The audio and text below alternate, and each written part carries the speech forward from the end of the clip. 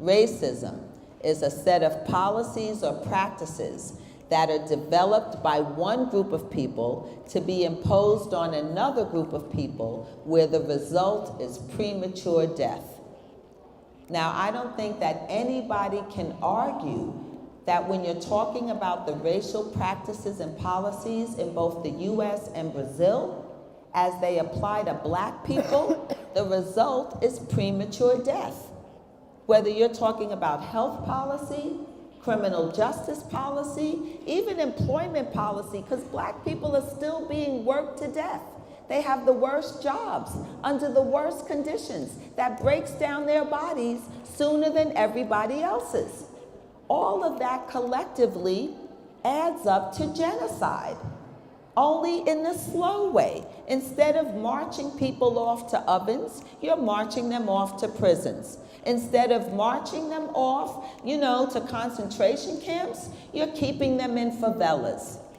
Instead of going after them with Gestapo, you've got your own little black police forces that are hired to kill other black people, so that you have a perfect little system of self-genocide, that the result is to end up decimating the black population that has become economically superfluous. Because the bottom line is this: every incidence of genocide, not just in the US, but in Europe, the Middle East, Africa, always has an economic component.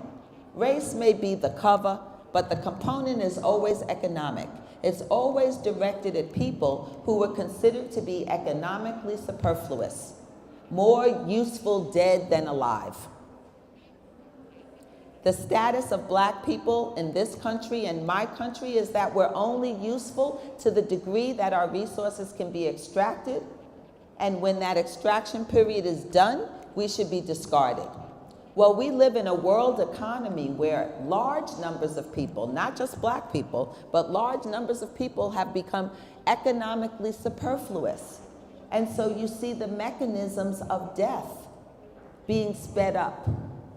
So I say the drug war is one of the fuels for the system of racial genocide that's occurring throughout the Americas, from Canada to Chile.